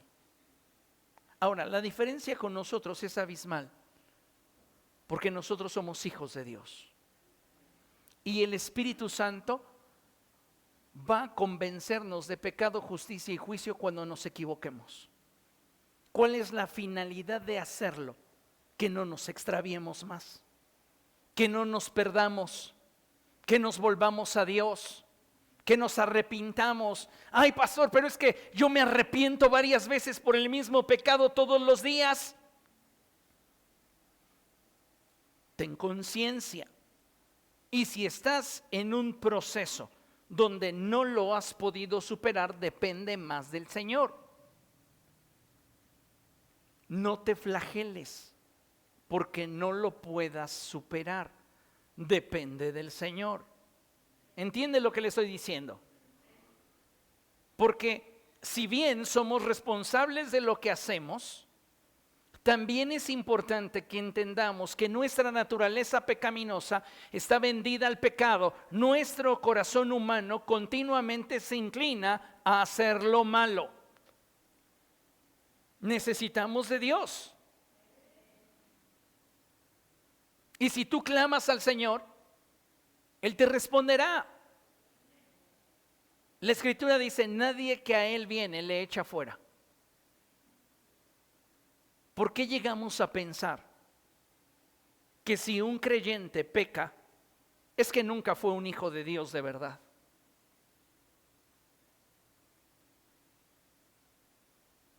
¿No estamos allí para sostener a los débiles? ¿No se supone que deberíamos de ser nosotros la extensión de Dios para restaurar al caído? ¿Pero qué es lo que más nos gusta hacer? Juzgar, señalar, sentenciar, pero pocas veces levantar. Entonces, estas son las causas principales por las cuales el Espíritu Santo había abandonado a Sansón, dado que su corazón se había endurecido tanto que ya ni siquiera en su mente había espacio para remordimiento. Y déjeme hacer la clara diferencia entre el remordimiento y el arrepentimiento. Porque Judas y Pedro traicionan de la misma manera al Señor. Ambos lo niegan. Pero a Judas lo que lo motiva a devolver las monedas es el remordimiento. Mientras que a Pedro lo que lo vuelve al Señor es su arrepentimiento. El remordimiento es un sentimiento de incomodidad,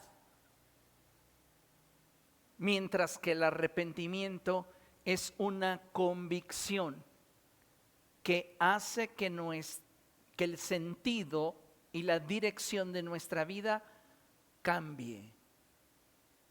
¿Comprende? Son dos cosas diferentes y a veces el remordimiento pesa demasiado sobre nuestra vida y por eso nos apartamos del Señor, porque decimos, es que no soy digno. El diablo está utilizando tu remordimiento para condenarte. Sé libre de eso. ¿Cómo? Arrepintiéndote, pidiéndole perdón al Señor.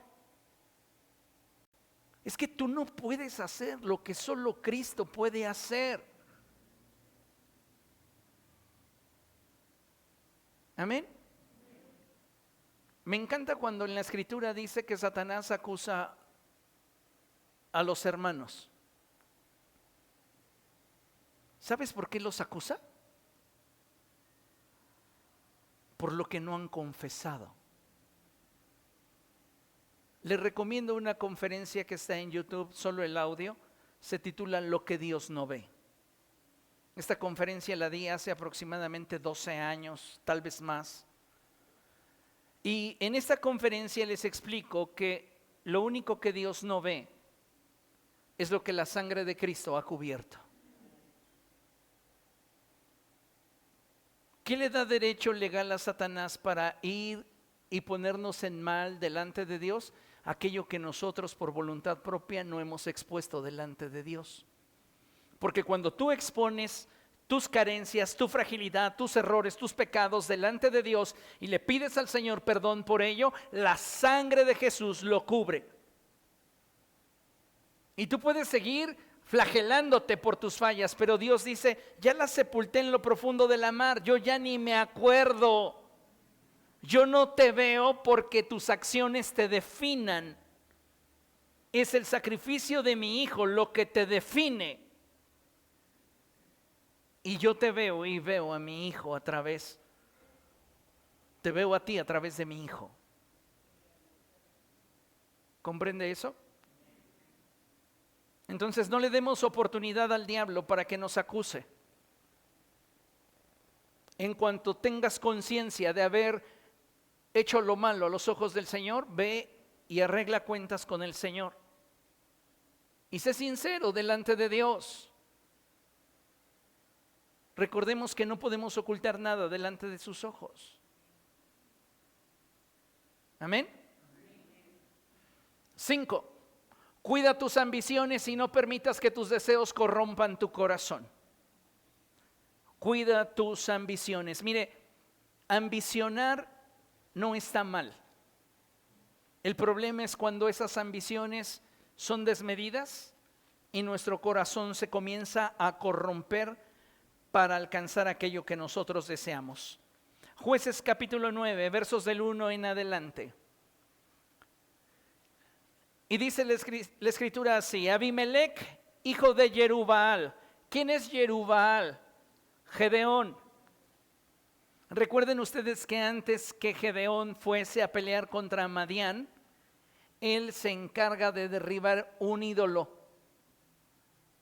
Y va de noche con sus amigos y derriban el ídolo.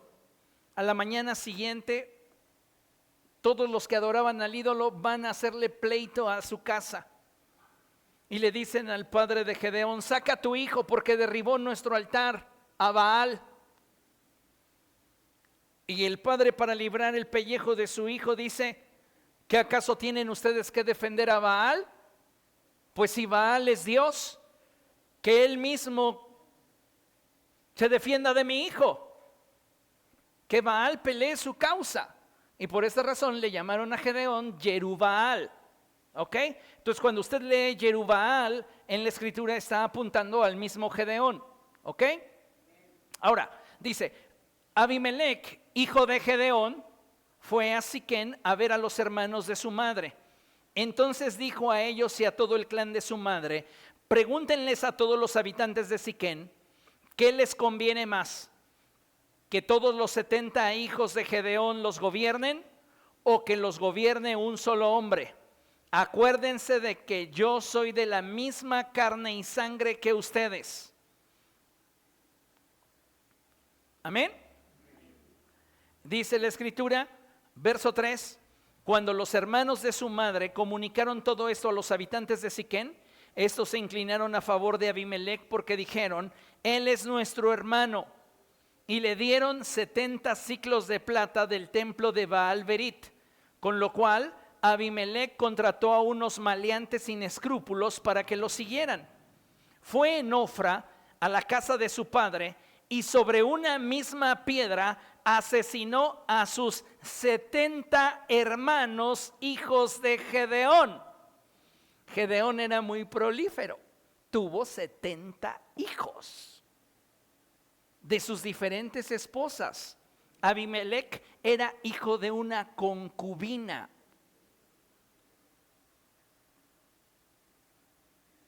Y Abimelec le dio cuello a los 70. ¿Por qué?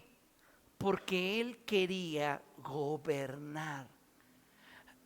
Dentro del cuerpo de Cristo no hay personas ni personalidades más peligrosas que aquellos que tienen hambre de una posición.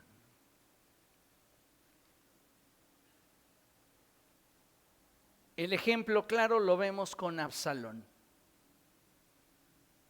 Absalón desea el reino de su padre y comienza a intrigar con el pueblo para intentar voltear el corazón del pueblo hacia él. Una ambición peligrosa. En el liderazgo debemos de ser sobrios y esperar que sea el Señor mismo quien nos promueva y quien a través de nuestras autoridades avale lo que el Señor ha puesto en nuestras vidas. No hay otra manera que garantice tu correcto desarrollo espiritual. Si tú intentas rasguñar el liderazgo, te va a pasar lo mismo que le pasó a Saúl. La Biblia nos narra en el primer libro de Samuel que en una ocasión Saúl esperaba a Samuel para que Samuel ofreciera un sacrificio al Señor antes de que Israel enfrentase a los filisteos en batalla. Pero como Samuel tardaba en venir, a Saúl se le hizo fácil usurpar el sacerdocio y él dijo: yo voy a ofrecer el sacrificio, pues qué tanto es poner un animal allí, prenderle fuego y decir esto es para ti, Señor. Y lo hizo de esta manera. Y llega Samuel, una vez que él ha ofrecido el sacrificio. Ahora, ¿por qué usurpa el lugar? Porque el ejército de Israel comienza a desbandársele. Dicen: Saúl no tiene el respaldo del profeta, nos van a matar, mejor vámonos. Y Saúl, en su temor de que comienzan a irse sus soldados, dice: Samuel no llega, yo voy a ofrecer el sacrificio. Ofrece el sacrificio y cuando termina de ofrecerlo va llegando Samuel. Lo primero que Samuel le dice a Saúl es: locamente has hecho. Las ambiciones desmedidas por poder o autoridad son las que generalmente terminan con los ministerios nacientes dentro del cuerpo de Cristo. Dice la Escritura que después de que Samuel le dice a Saúl: locamente has hecho, Samuel se retira de la presencia de Saúl y Saúl, estando en el suelo humillado, se extiende hacia Samuel, lo jala de su vestido, de su vestidura sacerdotal, y se la rompe. ¿Cuántos ministerios nacientes no han intentado someter a su propia voluntad al ministerio vigente que Dios ha levantado sobre sus vidas y que es finalmente el medio para que ellos puedan subir? Cuando Saúl arranca la parte de la vestidura de la túnica del sacerdote Samuel, del profeta, él voltea y le dice: así como tú has rasgado mi vestido, así Jehová ha arrebatado de ti el reino. ¡Sas! Lo que tenía Dios destinado para él, su ambición, lo truncó. Y ahora en Jueces encontramos el mismo caso. Abimelec es hijo de una concubina de Gedeón. Gedeón tiene varias esposas y con todas ellas tiene hijos. Tiene 70 hijos. Chele, 70 pañales por vez. Ahora el día estaba tremendo, ¿no? Tiene 70 hijos más uno, el de la concubina. Y Abimelec, que es el hijo de la concubina, tiene ambiciones y él quiere gobernar sobre sus hermanos y sobre el pueblo. Y entonces va con ellos y les dice: ¿qué les conviene más? ¿Que los hijos de Gedeón gobiernen sobre todos ustedes, o yo, que soy parte de ustedes, yo los gobierne? No, pues tú, te financiamos tu campaña. Siempre va a haber gente que financie una campaña injusta y te la compran y te ayudan a difundirla. Y entonces le dan 70 siclos de plata y contrata a gente sin escrúpulos y les dice: acompáñenme a la casa de mi padre, voy a ver a mis hermanos. Y entonces Abimelec va con estos, llega a la casa de su padre, están sus 70 hermanos, y dice la escritura que sobre una roca, sobre una piedra, mata a los 70. Las personas que tienen ambiciones de poder, escucha bien lo que te voy a decir, pasan por encima de quien sea.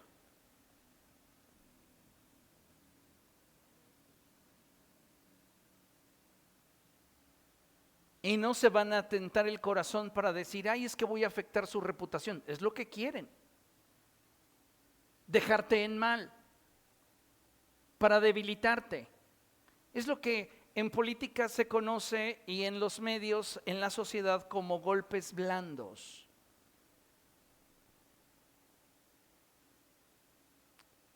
Entonces, de esa manera, Abimelec obtiene el gobierno, pero lo hace de una manera injusta. ¿Quieres ver el propósito de Dios sobre tu vida? El apóstol Pedro nos da la clave: humíllate pues bajo la poderosa mano del Señor, y Él te exaltará a su debido tiempo. Pero vas a tener que esperar. Es que ya tengo la unción. David también la tenía. Porque déjame decirte que cuando Samuel recibe la instrucción del Señor de que ha rechazado a Saúl, y Samuel está llore y llore por Saúl, Dios le dice: ¿hasta cuándo vas a llorar a Saúl? Ya, deja de llorar, levántate, llena tu cuerno de aceite, porque vas a ungir al próximo rey de Israel.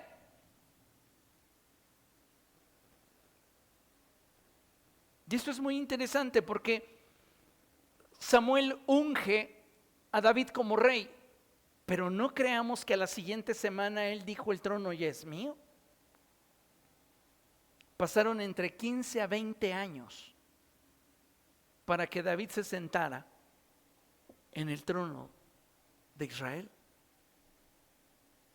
Hay personas que tienen unción, que tienen dones espirituales, que tienen carismas, que tienen gracia, y se desesperan.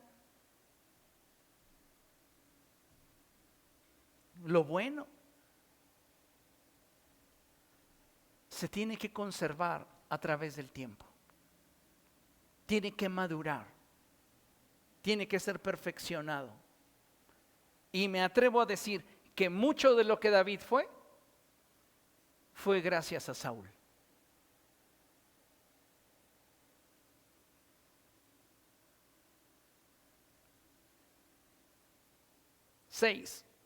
La misericordia de Dios supera la infidelidad humana. Eso es algo que debes de tener siempre presente. Jueces capítulo 2, verso 18. Dice la Escritura: cada vez que el Señor levantaba entre ellos un líder, el Señor estaba con él. Mientras ese líder vivía, los libraba del poder de sus enemigos, porque el Señor se compadecía de ellos al oírlos gemir por causa de quienes los oprimían y afligían. Pero cuando el líder moría, ellos volvían a corromperse aún más y volvían a clamar, y el Señor los volvía a escuchar. Qué tremendo, ¿no? Finalmente, como iglesia debemos recordar que si confiamos en Dios, Él transforma lo poco en suficiente. ¿Cuántos acuden al llamado de Gedeón? ¿Recuerda? 32,000. ¿Con cuántos vence a Madián? 300. ¿Qué porcentaje es este? No es ni el 1%, es el 0.94%. De 32,000 a 300. Y me encanta cuando el Señor le dice: todavía tienes mucha gente. A los que tengan miedo, dile: si tienen miedo, váyanse a su casa. Y sabes que se le desbandan un buen. Y después les dice: los vas a poner a prueba, yo te voy a decir quién sí va y quién no va. Y es cuando están frente a un arroyo y les dice: beban agua. Y hay quienes se tiran a beber, y hay quienes, estando alerta, llevan el agua del arroyo hacia su boca. Y dice Dios: solo a los que están alerta los vas a llevar contigo. A los demás que se vayan. Pero me quedo con 300, suficiente. ¿Por qué? Porque Dios transforma lo poco en suficiente. Cuando nos atrevemos a depender del Señor y obedecemos, escuche, la debilidad se vuelve fuerza y la fe vence cualquier opresión o temor. Ahora, el pasaje con el que voy a terminar es así algo tremendo. Vaya conmigo a Jueces capítulo 7. Jueces capítulo 7, verso 15 y 16. Dice la Escritura así: Gedeón ya va a enfrentarse a Madián. Y dice la Escritura: cuando Gedeón oyó el relato del sueño, porque Dios le da un sueño a la gente de Madián y les dice que Dios le ha concedido a Gedeón el campamento. Gedeón lo escucha y se postra en adoración. Luego volvió al campamento de Israel y ordenó: levántense, el Señor ha entregado en manos de ustedes el campamento madianita. Gedeón dividió a los 300 hombres en 3 compañías y distribuyó entre ellos, diga conmigo, trompetas, cántaros vacíos y antorchas dentro de los cántaros. Dice la Escritura en el verso 19: Gedeón y los 100 hombres que iban con él llegaron a las afueras del campamento durante el cambio de guardia, cuando estaba por comenzar el relevo de medianoche. Tocaron las trompetas y rompieron los cántaros que llevaban en sus manos. Las 3 compañías tocaron las trompetas e hicieron pedazos los cántaros. Tomaron las antorchas en la mano izquierda y, sosteniendo en la mano derecha la trompeta que iban a tocar, gritaron: desenvainen sus espadas por el Señor y por Gedeón. Esto es maravilloso. Voy a intentar explicártelo brevemente.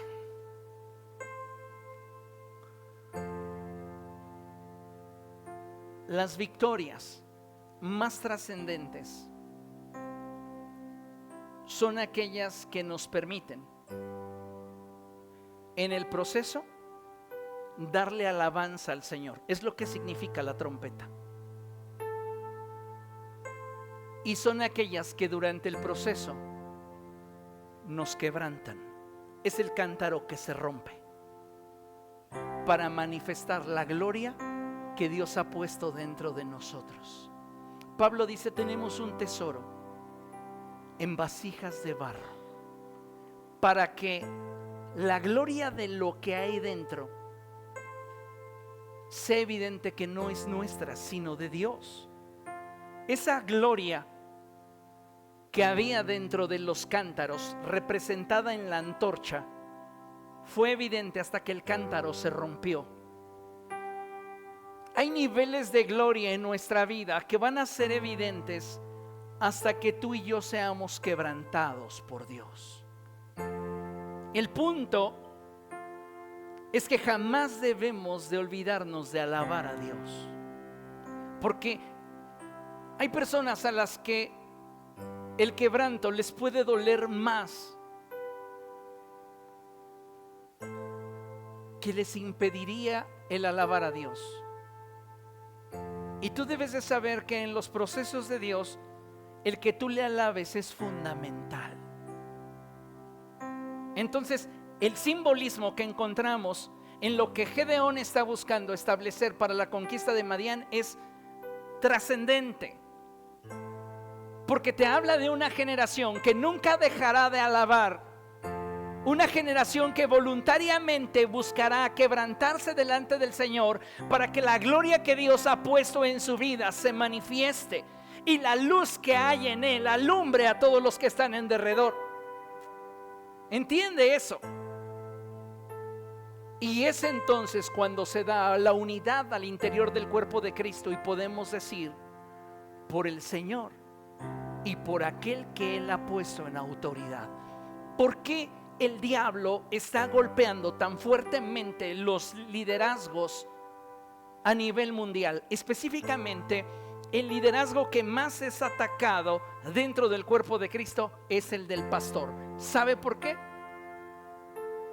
Porque sabe que hiriendo al pastor, el rebaño se dispersa.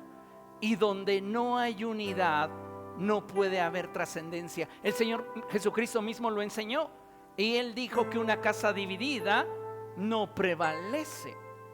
Entonces el diablo se encarga de utilizar algunos simples para intentar debilitar al liderazgo, menospreciándolo, hablando a sus espaldas, difamándolo, señalándoles. Y no estoy poniendo a los pastores como víctimas. Te estoy hablando solo de una realidad que se vive dentro de una batalla espiritual. Ellos llegaron a la plenitud de la unidad, plenitud a la cual nos invita el apóstol Pablo en la epístola a los Efesios, cuando ellos pudieron clamar por el Señor y el liderazgo que nos cubre. Cuando tú llegas a ese punto de entendimiento, tú no solamente recibes el beneficio de la cobertura, tú eres capaz, como los hijos de Noé, cubrir la imperfección de tu padre, es decir, aquel que te da cobertura para beneficio del cuerpo de Cristo, que es la iglesia. Esto no es fácil de digerir, pero es útil si lo logramos aterrizar en el corazón. ¿Por qué? Porque como en el libro de Jueces, ningún juez había alcanzado la perfección. Y yo les puedo decir, como el apóstol Pablo, tampoco lo he hecho. ¿De qué depende el éxito del propósito de Dios en esta casa? De su misericordia, de su fidelidad, de su amor y de nuestra determinación a no soltarle, aún y a pesar de nosotros.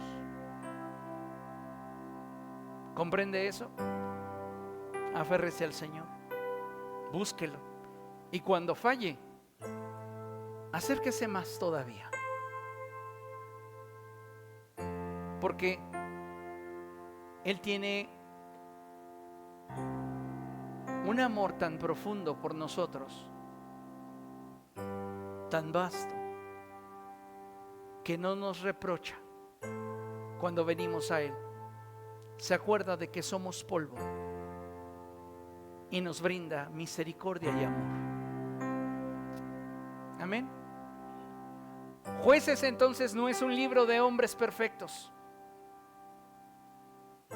Es un libro de gente carente, muy dura, muy rebelde, a la cual Dios no deja de amar.